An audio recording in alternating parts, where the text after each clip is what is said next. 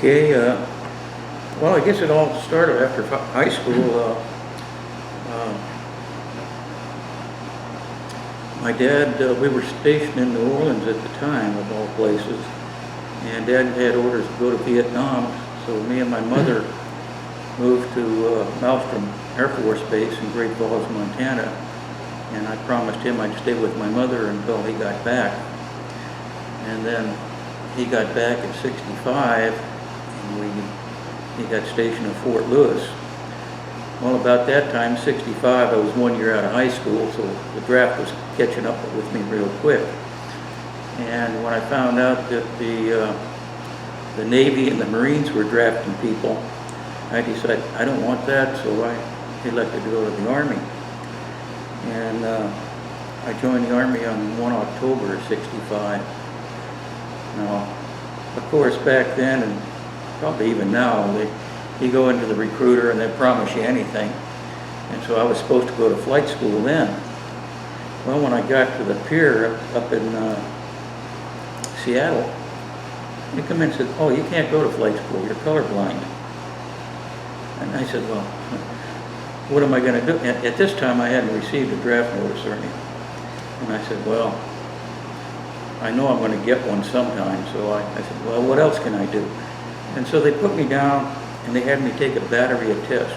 They said, what are your good things? I said, "Well, I'm good with electronics." "Can't do that, you're colorblind." "I'm a good mechanic." "Can't do that, you're colorblind." I said, "Why don't you tell me what I can do since I'm going through everything I can't?" And they sat me down in a room and with Morse code. And they said, "Okay, you're going to be a wireman." Good enough. And so I joined the Army, put me on a bus, took me down to Fort Ord, and I went to basic training at Fort Ord. And graduated out of Fort Ord. Did get a draft notice while I was at Fort Ord. Company commander called me in and says, "You got a federal warrant out for you." I said, "What?" "Yeah, draft dodging." I said, "Well, it's kind of hard to say I'm a draft dodger. I'm in uniform, you know." But that was taken care of, so I finished there. And then for advanced infantry training, they sent me to Fort Jackson. And what they did is they said, anyone here, now while I was in basic training, I qualified and I was accepted after training, after AIT, to go to Special Forces. And so that's what my plan was at that time. At Fort Jackson, they said, raise your hand. Anyone want to go, or planning on going to OCS? I said, well, I took the test, you know. And so they put us in a special platoon and basically just screwed over us. And just like you were in OCS, they did all kinds of nasty stuff to us. And so we ran everywhere. And, you know, we were separate of the normal platoons because they wanted to be extra hard on us to see what was going on in OCS. And one reason I thought I could make it to OCS was when I was staying with my mom in Great Falls, I did get an appointment to the Air Force Academy from Mike Mansfield. But at that time, each senator had 2 candidates, and he had 3 for some reason. The day before I got on the plane, they called me up and said, "No, you can't go."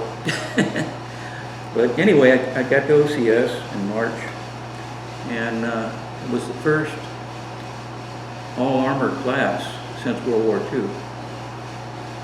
So we had infantry lieutenants. We didn't even have armored lieutenants as attack officers and stuff like that.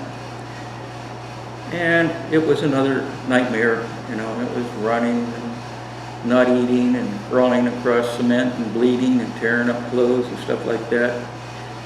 And it was so bad that when I graduated, they passed an anti-harassment regulation. So following classes couldn't go through it. Can you turn off the... Graduated as a armor/cavalry lieutenant. We went to Fort Huachuca, Arizona, and Fort Huachuca is like 6 miles from the Mexican border. It's an old base, and they reopened it to train wiremen. And so I was sent down there and spent about a year there until I got orders for Vietnam. And they sent me to jungle school in Panama, where they told you, they said, well, you're afraid of the jungle because you don't know what's in it. I wasn't afraid of the jungle. Now that I know what's in it, I'm terrified of the place, you know. But got through that and continued on to Vietnam. And I was supposed to go to an armor company, and they shanghaied me. And I was pretty upset about that. I was doing different jobs at 2 Corps headquarters, and wrote to my dad. My dad, even at that time, he had enough pull in the military that he got me assigned to an armor battalion. And there was only 2 armor battalions in Vietnam. And so it was pretty prestigious. I didn't know that, but it was, you know, a good assignment. When I got there, I said, well, I'm assigned here. He said, yeah, that's what we heard, you know. And so they were, because all the West Pointers got all the armor assignments. And of course, I was just OCS. And started out in T-N, then moved over to that was 25th Division, then moved over to the 1st Division at Lai K, where we had 1 company, OPCON, to the 1st Division. And I had a tank platoon there. And of course, it was pretty much routine up and down the road. And then of course, Tet 68 broke out, and all hell broke loose, you know. It was pretty interesting for the next few months. Eventually I became Company XO. I had to give up my tank platoon, which I didn't want to do. I tried to extend and said, well, if you extend, you're going to be the Company XO and can't keep your platoon because you're going to get promoted. I said, I'll turn down the promotion. Wouldn't let me do that either. So I left and went to Fort Hood. And as a young captain, at that time, for some reason, they were all short on majors. And so they made me an armor battalion executive officer. So I had 54 tanks and all kinds of things. As a matter of fact, Andy Knutson was there at the same time I was. We didn't know each other, but it turned out that way.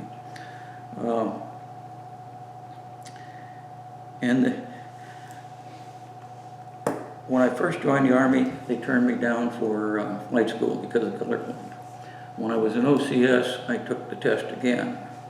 They turned me down. When I went to Vietnam, I stole the colorblind book and memorized it. And so one night we were drinking at Fort Hood, and someone said, let's go to flight school. I said, I know how to do it. I've already tried it a couple of times.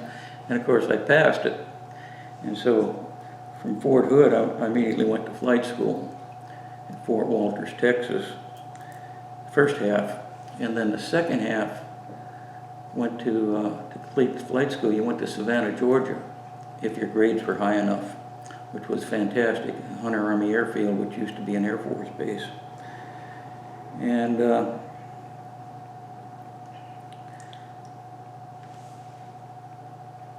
they screwed with me a little bit. I was a terrible instrument pilot. So the Army being what they were, they immediately turned around and sent me to instrument flying school. I mean, I was lucky to know which way the arrow pointed, let alone anything about instruments. But I got through eventually. And then I ended up at 82nd Airborne Division. This would have been in '71 as a operations officer of the Air Cav Troop. And we had normally you got a scout, a utility, and an attack aircraft. 3 aircraft. Well, we had like 5. And so you never knew which one you were going to fly the next day because you didn't know how to start the damn thing, you know. Nowadays, 1 pilot, 1 aircraft, his entire career, pretty much. You know? But I didn't like the 82nd. The 82nd was all airborne, and things like, well, you couldn't leave the airfield and go to the PX or the officers club for lunch because you had a flight suit on. You had to change. So I volunteered to go back to Vietnam again, just to get out of the 82nd Airborne. And went back to Vietnam.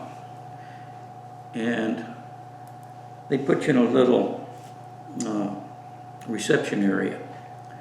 And then different unit come down and they look at your records or whatever and say, okay, I want this guy, you know. Well, this one unit picked me up.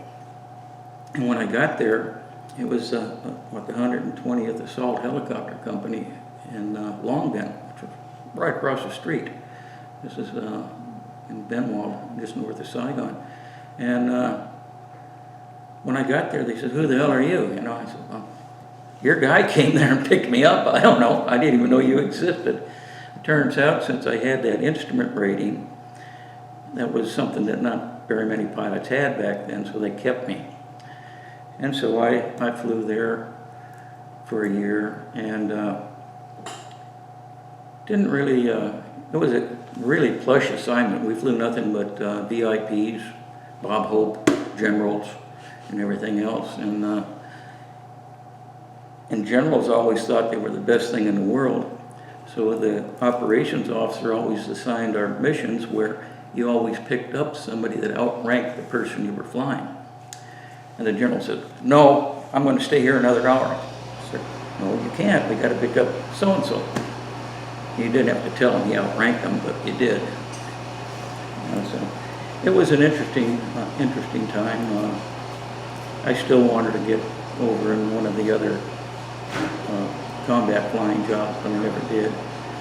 And it got so bad in '72 when they drew down all of the forces.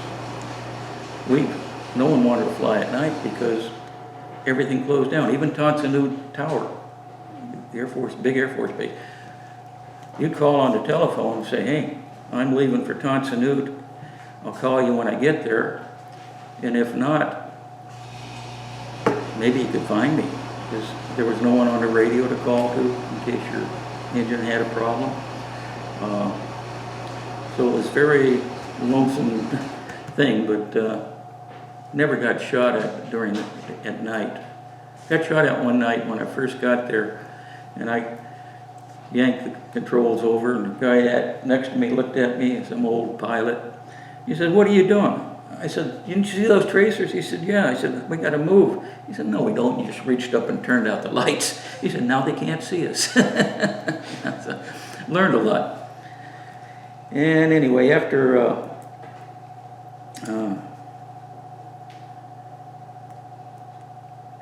that, I was assigned to the Army Officers Advanced Course back at Fort Knox. And that was a really hard time, because what they did is they said, well, this course, unlike this first course designed by a computer. Well, we didn't even know what a computer was, but you know today, if it's designed by a computer, it's a problem. And so they had us going to night school besides the regular military classes we had in the daytime. And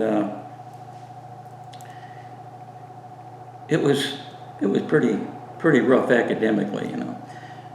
And about 2 months before I graduated, I got rifted. And what happened was there were so many captains after Vietnam that they had to get rid of them, you know. And so they just went down the line and basically laid you off or fired you, whatever you want to call it. But at that time, General Patton was the in charge of the OCS brigade there. And he wanted to interview each one of us that got rifted. And so I reported to him. It was a little Army field table in the middle of a big vacant room, you know. And I reported to him and sat down, and he was looking at my records and stuff like that. And all of a sudden he jumped up and slammed his fist on this little table. The table bounced up, and I didn't know what the hell to do. And he was terribly upset because, you know, with the 2 silver stars and ARCOM V and stuff like that, he actually pointed at me and said, "What are you doing tomorrow?" Of course, anything you want, sir, you know. He gave me his personal airplane, flew me to Washington, D.C., where the military records were. And when I got there and I got my interview, and he said, "Well," I said, "Why are you here?" I said, "General Patton sent me here," you know. I said, "I don't know any better." And they said, "Well, based on your records," and I swear to God this is the truth, he said, "the Silver Stars and the ARCOM V, those are personal type awards. Those aren't really beneficial to the military." And I was a little bit shocked, and I said, "Well," he said, "you don't have a Bronze Star for service, you know, not even for valor." He said, "You don't have a Bronze Star." And I got up and I said, "Major, I think it is time I get out of your military," you know. And so I got out, and they did ask us whether we wanted to stay there and complete the course or not. It was kind of really rough to stay an extra 2 months, but I stayed there and finished the course.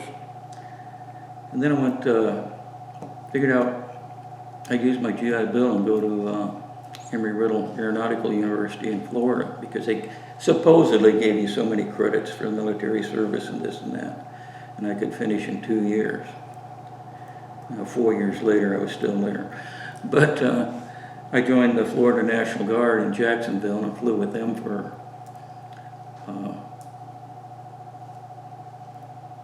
about a year, maybe a little bit longer. And that was interesting as an air assault platoon leader.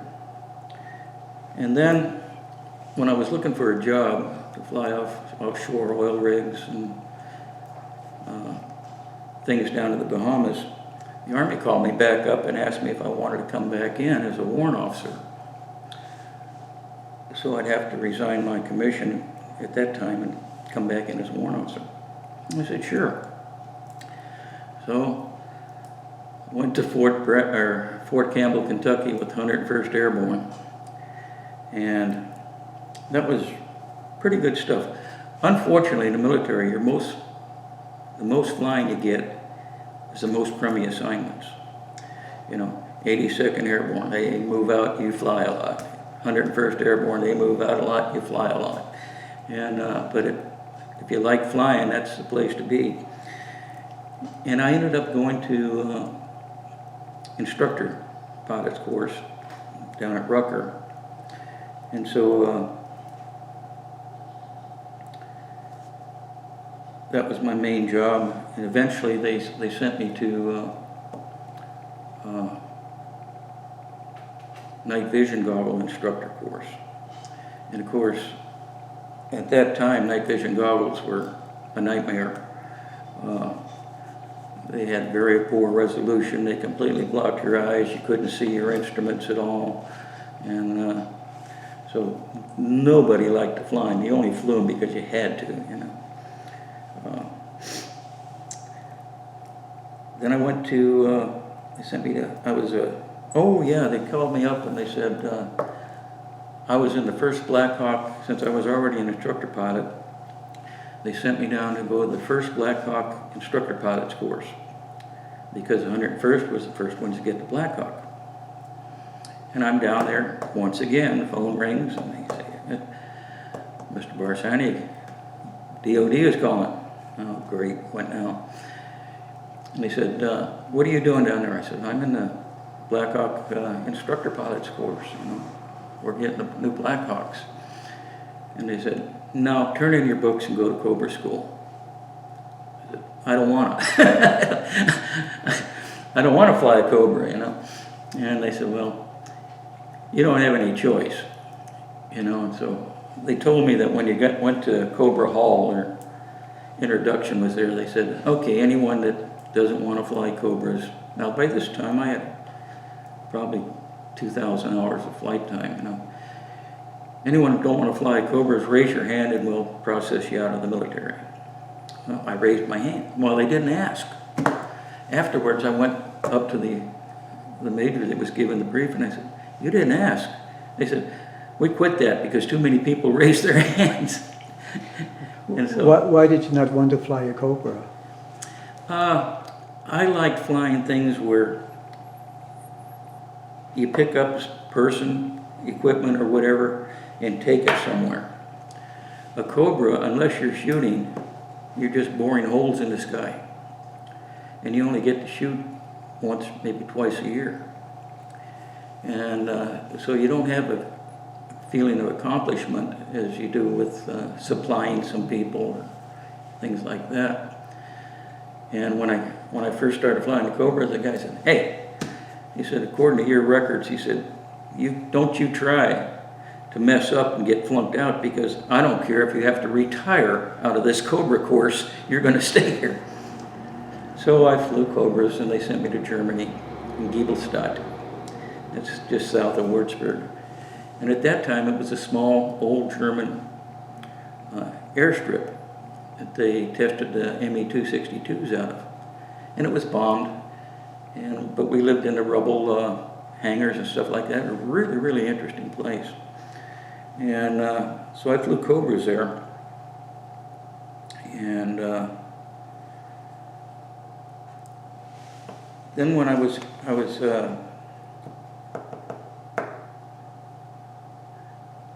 coming back, let's see, that's when I was coming back. They wanted to send me to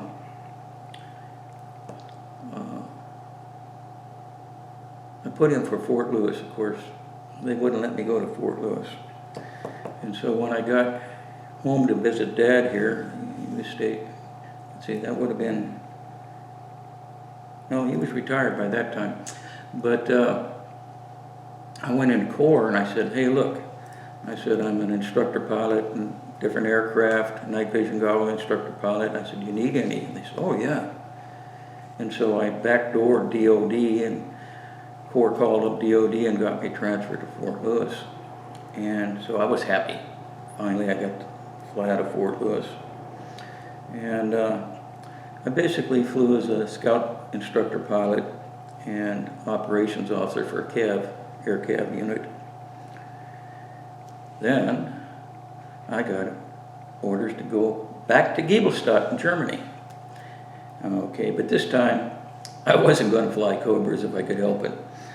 And got assigned to a TAC helicopter company, and I basically was a scout instructor, which I liked a lot more, because I got to wander around and tell the Cobras where to go. The Cobras sat on the ground and waited for me to find something, that kind of stuff, you know. And so that was really interesting, and it was stationed right back at the same airfield I was before. But now, because years later, they moved in a Patriot battery, they moved in all kinds. Now the place was a mess. I mean, people were stepping all over each other. It was so small. I bought a bicycle to ride to and from work. There was no sense riding a car. Then I came back to Fort Lewis. They wanted to send me to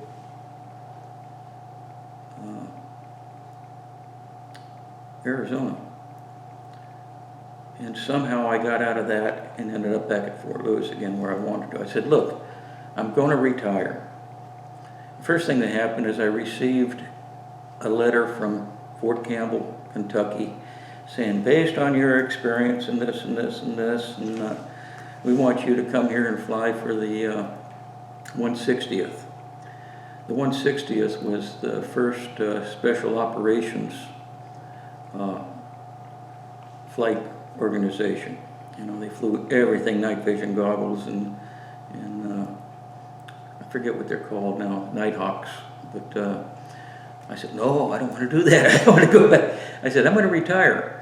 I said, 1 year after I get back, I'm going to retire. And I said, "Okay, well, you're going to go to," I can't remember the name.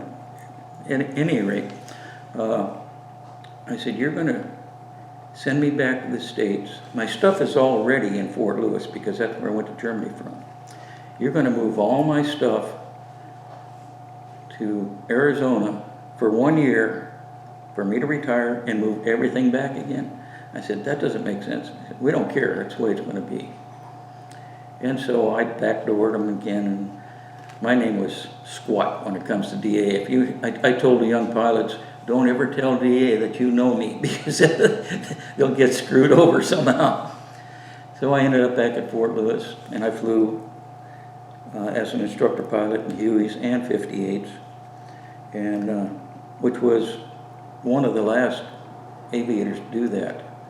You could never be an instructor in 2 aircraft at the same time anymore.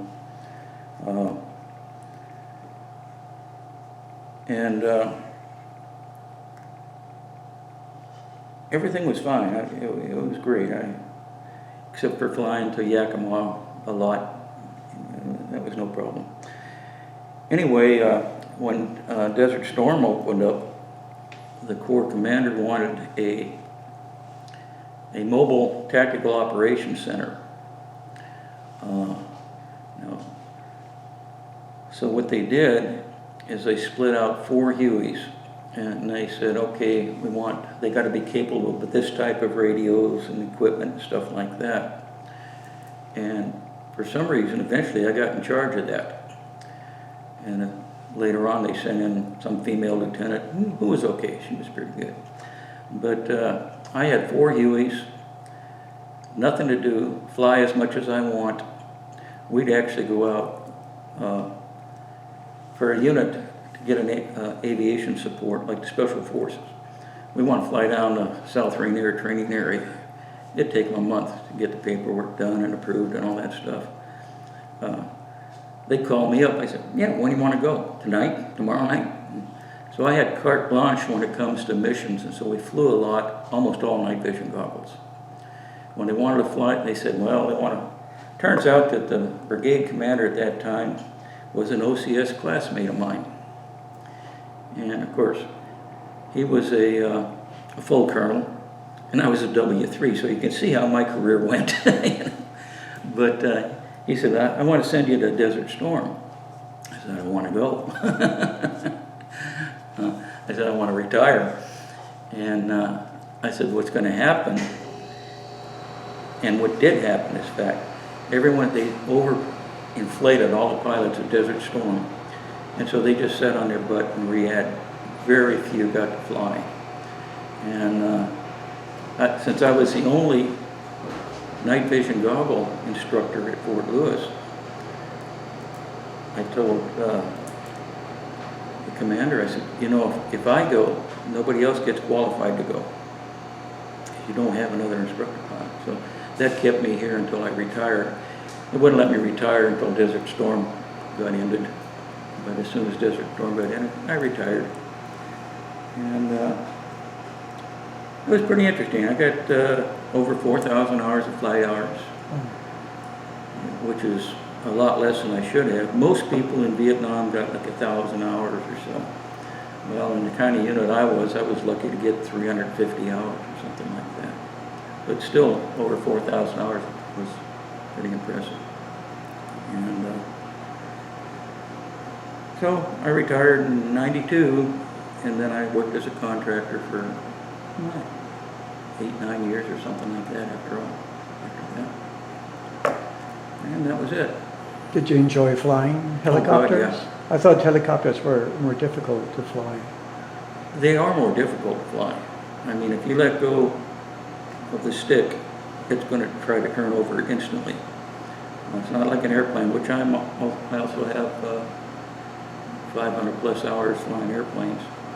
But it's like riding a bicycle. You swear to God you're never going to be able to learn how to fly a helicopter. I mean, that thing is squirrely as hell. And then all of a sudden, one day, it starts to come with a bicycle. And so once you get that, then it comes down to finesse. Different winds and different slopes to land on and stuff like that. But they're fantastic machines. And even as an instructor, I became a DOD flight instructor, which means I instructed instructors, you know. And to do that, you had to take all kinds of advanced aerodynamic courses and things like that. And so I could explain the theories of flight and all the mechanics and everything else. And I'd be flying at night in a helicopter, and I'd look up there, and the little red lights flashing and the blades are going around, and I'd say to myself, how does it do that? You know, I could sit down and show you how it does it, but at night when all that stuff is spinning, how does it do that? No, I loved helicopters. Good mechanics helped. Yep. Yeah, there were some good ones.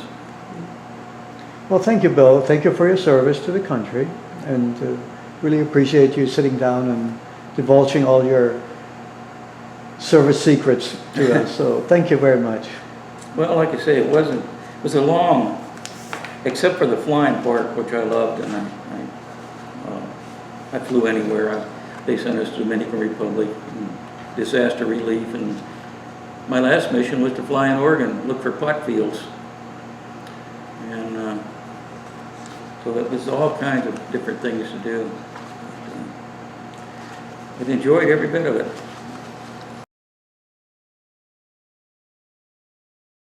First Silver Star. And what happened is we had to split our tanks, which I didn't want to do. There was a commander in the air always, you know, and he said, well, do that. I said, I can't do that because I can't, you know, if one tank gets a problem, I can't use the other one to tow it. Well, they made us do it. Sure enough, we got this big ditch, one tank on one side, the other tank on the other. About 3 days before I lost my tank to a big mine. So I was riding on the back of my sergeant's tank. Tank on the right, across the ditch, gets big explosion. But people are running around, they're not killed. And so I said, well, I'll go over there. And I ran and I jumped this, which I thought I could do, this ditch. Well, I didn't make it. I hit the other side and fell down. And I stood up, and the top of the ditch was about 6 inches higher than I could reach. And so I looked forward, I looked back, and it was a long way either. Well, it wasn't too far forward, but then Vietnamese started sticking out from the forward side ditches and shooting at me. And I mean, bullets were going down both sides of the ditch and in the ground and everything else, and I was shooting back, and then I ran out of bullets. And so I didn't know what to do. I said, I threw I had a couple of grenades that I couldn't use. I didn't want to throw a grenade because I'd blow myself up, and that's close quarters. So I threw them out. I threw my CAR-15 out. My 45 was out of ammunition. I threw it out, and I put my hands up. And the two enemy got out there, and I'm thinking to myself, all kinds of weird stuff is going through your head. And I said, oh, the hell with this, run. And I ran, and you hear about people doing strange things with adrenaline. Well, apparently I found a vine in the side of the trench and vaulted out and grabbed my weapons and got over to the tank and organized the crew, and then we backed out. But yeah, but there for a short time, my hands were up, and I had 2 AK-47s at me. I don't know if that's captured or not, but it sure seemed like it to me. Good. Well, thank you.